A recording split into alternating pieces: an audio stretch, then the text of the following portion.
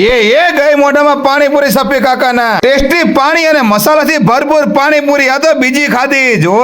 ચાટ અડ્ડા panipuri વાળાનો test જ એવો છે કે પાણીપુરી જોતા તે મોઢામાં પાણી આવી જાય તો પછી સફી કાકા ખાધા વગર રે એવું થોડું બને જો